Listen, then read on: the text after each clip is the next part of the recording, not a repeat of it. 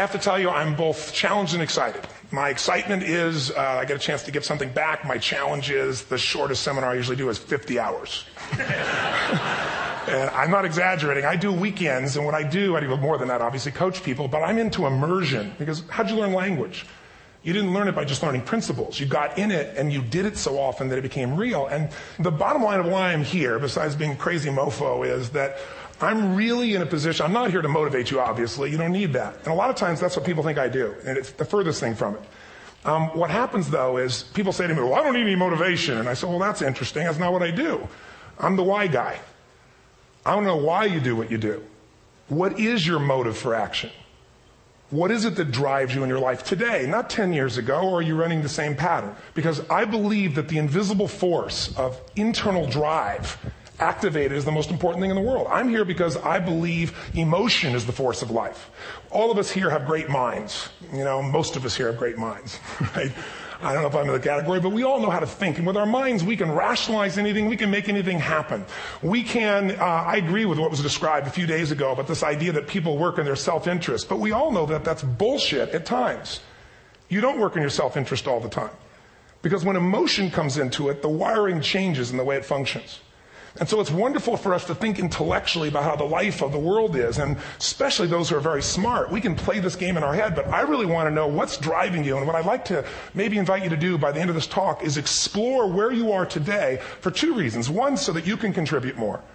And two, so that hopefully we can not just understand other people more, but maybe appreciate them more and create the kinds of connections that can stop some of the challenges that we face in our society today. They're only going to get magnified by the very technology that's connecting us, because it's making us intersect. And that intersection doesn't always create the view of everybody now understands everybody and everybody appreciates everybody. So I've had an obsession basically for 30 years. And that obsession has been what makes the difference in the quality of people's lives? What makes a difference in their performance? Because that's what I got hired to do. I got to produce the result now. That's what I've done for 30 years. I get the phone call when the athlete is burning down on national television and they were ahead by 5 strokes and now they can't get back on the course. And I got to do something right now to get the result or nothing matters. I get the phone call when the child is going to commit suicide, and I got to do something right now. And in 29 years, I'm very grateful to tell you I've never lost one in 29 years. It doesn't mean I won't someday, but I haven't done it. And the reason is an understanding of these human needs that I want to talk to you about. So when I get those calls about performance, that's one thing. Like, how do you make a change? But also, I'm looking to see what is it that's shaping that person's ability to contribute, to do something beyond themselves. So maybe the real question is, I look at life and say there's 2 master lessons. One is there's the science of achievement, which almost everyone in this room has mastered to an amazing extent. That's how do you take the invisible and make it visible, right? How do you take what you dream about and make it happen? Whether it be your business, your contribution to society, money, whatever it is for you, your body, your family. But the other lesson of life that is rarely mastered is the art of fulfillment. Because science is easy, right? We know the rules. You write the code, you follow those, and you get the result. Once you know the game, you just, you up the ante, don't you? But when it comes to fulfillment, that's an art. And the reason is it's about appreciation and it's about contribution. You can only feel so much by yourself. So I've had an interesting laboratory to try to answer the question of the real question, which is what's the difference in somebody's life if you look at somebody like those people that you've given everything to, like all the resources they say they need. You gave them not a $100 computer, you gave them the best computer. You gave them love, you gave them joy, you were there to comfort them. And those people very often, and you know some of them I'm sure, end up the rest of their life with all this love, education, money, and background, spending their life going in and out of rehab. And then you meet people that have been through ultimate pain, psychologically, sexually, spiritually, emotionally abused, and not always, but often they become some of the people that contribute the most to society. So the question we've got to ask ourselves really is, what is it? What is it that shapes us? And we live in a therapy culture. Most of us don't do that, but the culture is a therapy culture. And what I mean by that is the mindset that we are our past. And everybody in this room, you wouldn't be in this room if you bought that theory, but most of society thinks biography is destiny. The past equals the future. And of course it does if you live there. But what people in this room know, and what we have to remind ourselves though, because you can know something intellectually. You can know what to do and then not use it, not apply it. So really what we got to remind ourselves is decision is the ultimate power. That's what it really is. Now, when you ask people, have you failed to achieve something? How many have ever failed to achieve something significant in your life? Say, I. Thanks for the interaction on a high level there. But if you ask people, why didn't you achieve something? Somebody who's working for you, or a partner, or even yourself, and you failed to achieve a goal, what's the reason people say they failed to achieve? What do they tell you? didn't know enough, didn't have the knowledge, didn't have the money, didn't have the time, didn't have the technology. You know, I didn't have the right manager. Didn't have the Supreme Court.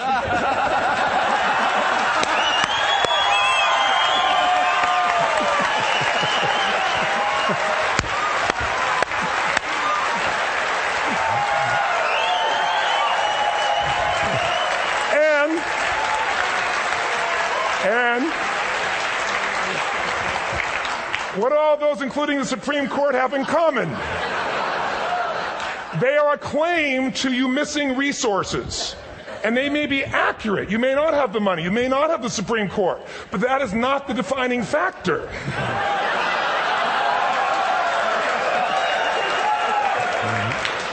And you correct me if I'm wrong. The defining factor is never resources, it's resourcefulness. And what I mean specifically, rather than just some phrase, is if you have emotion, human emotion, something that I experienced from you day before yesterday at a level that is as profound as I've ever experienced, and if you'd communicated with that emotion, I believe you would have beat his ass and won.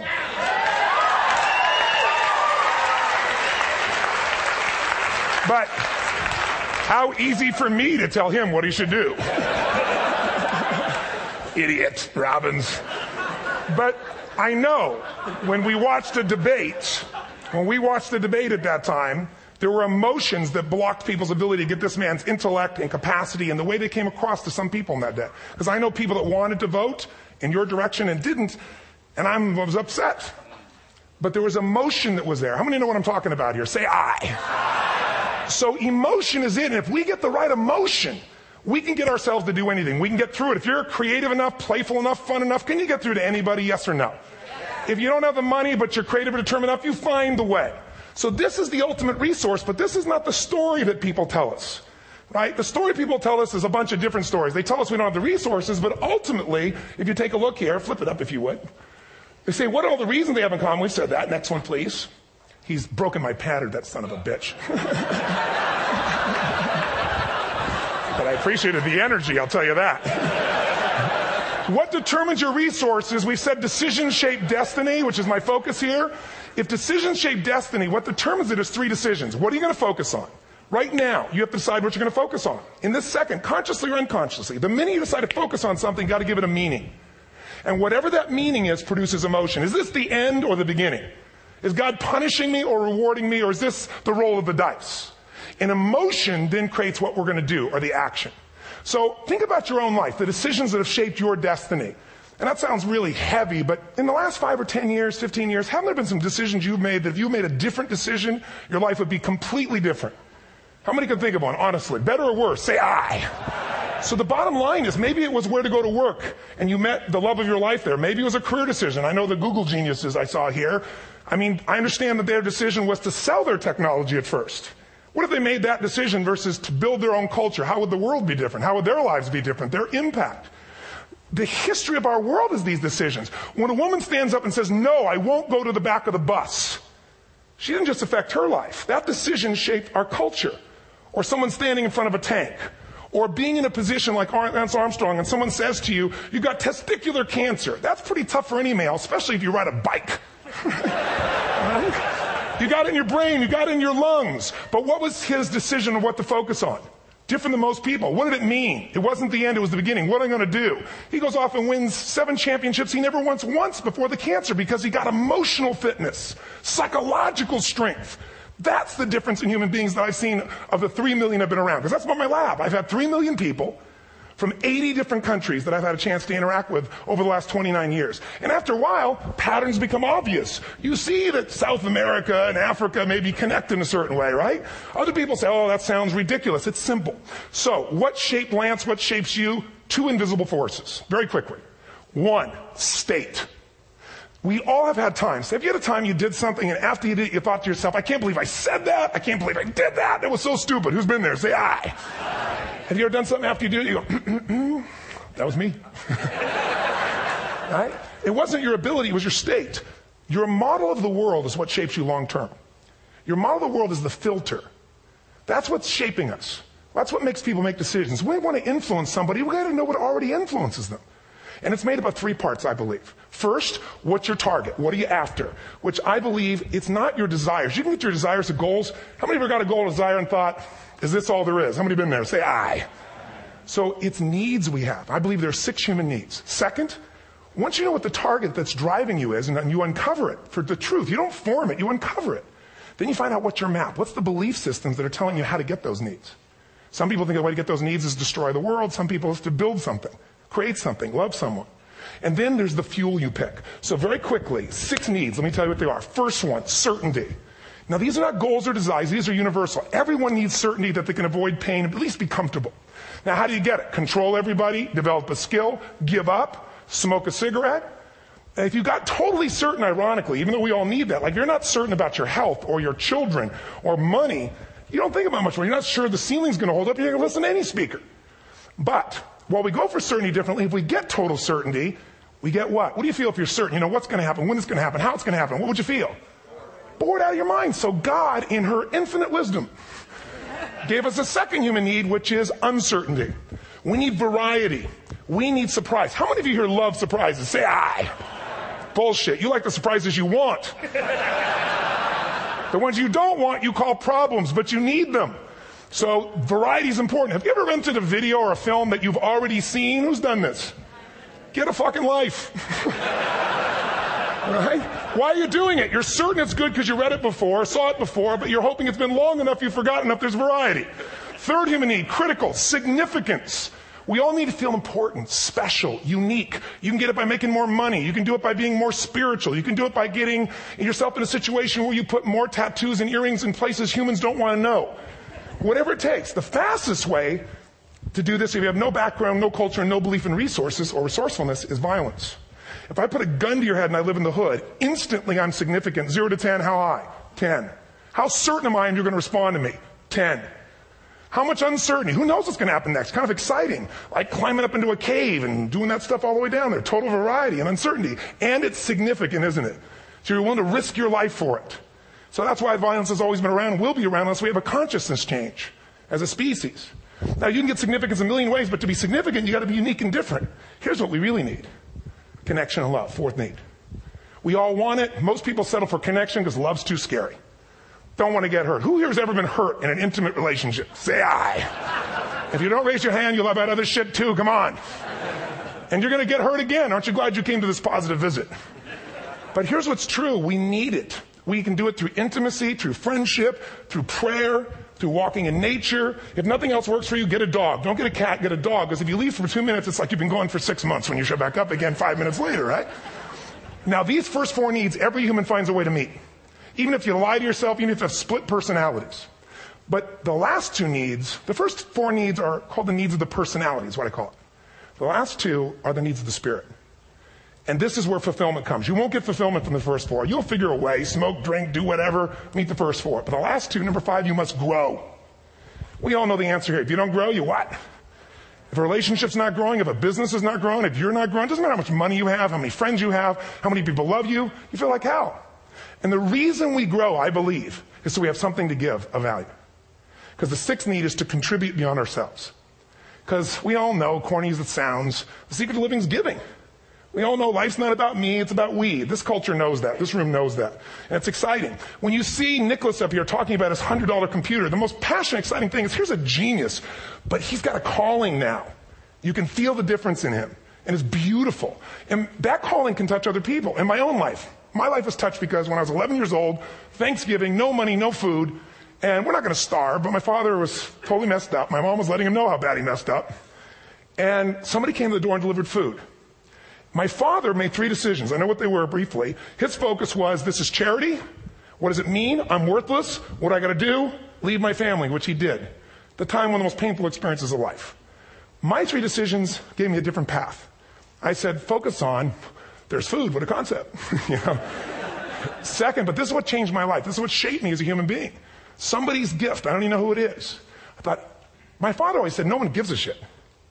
And all of a sudden, somebody I don't know, they're not asking for it, this is giving our family food, looking out for us. It made me believe this. What does it mean? That strangers care. And what that made me decide is, if strangers care about me and my family, I care about them. What am I going to do? I'm going to do something to make a difference. So when I was 17, I went out one day on Thanksgiving. It was my target for years, have enough money to feed 2 families. Most fun thing I ever did in my life, most moving. Then next year I did 4. And I didn't tell anybody what I was doing. Next year, 8. I wasn't doing it for brownie points, but after 8, I thought, shit, I could use some help. So sure enough, I went out, and what did I do? I got my friends involved, and I grew companies, and then I got 11 companies, and I built a foundation. Now, 18 years later, I'm proud to tell you, last year we fed 2 million people in 35 countries through our foundation, all during the holidays, Thanksgiving, Christmas, in all the different countries around the world. It's been fantastic. Thank you. So I don't tell you that to brag. I tell you because I'm proud of human beings because they get excited to contribute once they've had the chance to experience it, not talk about it. So finally, I'm about out of time, the target that shapes you, here's what's different about people. We have the same needs, but are you a certainty freak? Is that what you value most, or uncertainty? This man here couldn't be a certainty freak if he climbed through those caves. Are you driven by significance or love? We all need all 6, but whatever your lead system is tilts you in a different direction. And as you move in a direction, you have a destination or destiny. The second piece is the map. Think of that as the operating system tells you how to get there. And some people's map is, I'm going to save lives even if I die for other people. And they're a fireman. Somebody else says, I'm going to kill people to do it. They're trying to meet the same needs of significance, right? They want to honor God or honor their family, but they have a different map. And there are 7 different beliefs. I can't go through them because I'm done. The last piece is emotion. I say one of the parts of the map is like time. Some people's idea of a long time is 100 years. Somebody else says is 3 seconds, which is what I have. And the last one I've already mentioned that felt you. If you got a target and you got a map, and let's say, I can't use Google because I love Macs, and they haven't made it good for Macs yet. So if you use MapQuest, how many have made this fatal mistake of using MapQuest at some time? You use this thing and you don't get there. Well, imagine if your beliefs guarantee you can never get to where you want to go. The last thing is emotion. Now, here's what I'll tell you about emotion. There are 6,000 emotions that we all have words for in the English language, which is a linguistic representation, right? It changes by language. But if your dominant emotions, if I have more time, I have 20,000 people or 1,000, and I have them write down all the emotions that they experience in an average week. And I give them as long as they need. And on one side, they write empowering emotions, the other is disempowering. Guess how many emotions people experience? Less than 12. And half of those make them feel like shit. So they got 5 or 6 good frickin' feelings, right? It's like they feel happy, excited, oh shit, frustrated, overwhelmed, depressed. How many of you know somebody who no matter what happens finds a way to get pissed off? How many know somebody like this? Or no matter what happens, they find a way to be happy or excited. How many know somebody like this? Come on. When 9/11 happened, and I'll finish with this, I was in Hawaii. I was with 2,000 people from 45 countries. We were translating 4 languages simultaneously for a program that I was conducting for a week. The night before was called Emotional Mastery. I got up, had no plan for this, and I said, we had all this fireworks. I do crazy shit, fun stuff. And then at the end I stopped, and I had this plan I was going to say, but I never do what I'm going to say. And all of a sudden I said, when do people really start to live? When they face death. And then I went through this whole thing about if you were going to get off this island, if 9 days from now you were going to die, who would you call? What would you say? What would you do? One woman, well, that night is when 9/11 happened. One woman had come to the seminar, and when she came there, her previous boyfriend had been kidnapped and murdered. Her friend, or her new boyfriend, wanted to marry her, and she said no. He said, if you leave and go to that Hawaii thing, it's over with us. She said it's over. When I finished that night, she called him and left a message, true story, at the top of the World Trade Center where he worked, saying, honey, I love you. I just want you to know, I want to marry you. It was stupid of me. She was asleep, because it was 3 a.m. for us, when he called her back from the top and said, honey, I can't tell you what this means. He said, I don't know how to tell you this, but you give me the greatest gift because I'm going to die. And she played the recording for us in the room. She was on Larry King later. And he said, you're probably wondering how on earth this could happen to you twice. And he said, all I can say to you is, this must be God's message to you, honey. From now on, every day, give your all, love your all. Don't let anything ever stop you. She finishes, and a man stands up and he says, I'm from Pakistan. I'm a Muslim. I'd love to hold your hand and say I'm sorry, but frankly, this is retribution. I can't tell you the rest because I'm out of time.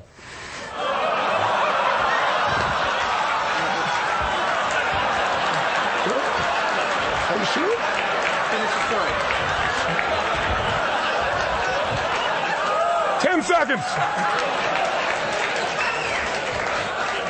10 seconds. No, I want to be respectful. 10 seconds. All I can tell you is I brought this man on stage with a man from New York who worked in the World Trade Center, because I had about 200 New Yorkers there. More than 50 lost their entire companies, their friends, marking off their Palm Pilots. One financial trader, this woman made of steel, bawling.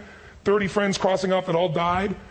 And what I did to people is said, what are we going to focus on? What does this mean, and what are we going to do? And I took the group and got people to focus on, if you didn't lose somebody today, your focus is going to be how to serve somebody else. There are people, the woman got up and she was so angry and screaming and yelling. And she wasn't from New York. She's not an American. She doesn't know anybody here. I said, you always get angry. She said, yes. Guilty people got guilty. Sad people got sad. And I took these two men and did what I call an indirect negotiation. Jewish man with family in the occupied territories from New York who would have died if he was at work that day. And this man who wanted to be a terrorist and made it very clear. And the integration that happened is on a film, which I'll be happy to send you, so you can really see what actually happened instead of my verbalization of it. But the two of them not only came together and changed their beliefs and models of the world, but they've worked together to bring, for almost 4 years now, to various mosques and synagogues, the idea of how to create peace. And he wrote a book, which is called My Jihad, My Way of Peace. So transformation can happen. So my invitation to you is this. Explore your web, the web in here. The needs, the beliefs, the emotions that are controlling you. For two reasons. So there's more of you to give. Achieve too. We all want to do it. But I mean give. Because that's what's going to fill you up. And secondly, so you can appreciate, not just understand, that's intellectual, that's mind, but appreciate what's driving other people. It's the only way our world's going to change. God bless you. Thank you. I hope this will serve. Tony Robbins.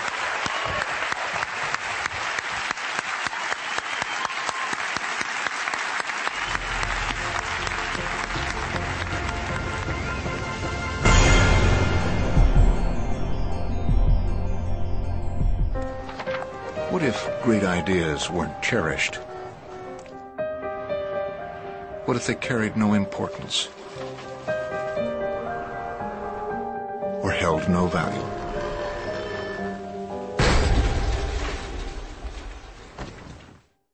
There is a place where artistic vision is protected, where inspired design ideas live on to become ultimate driving machines.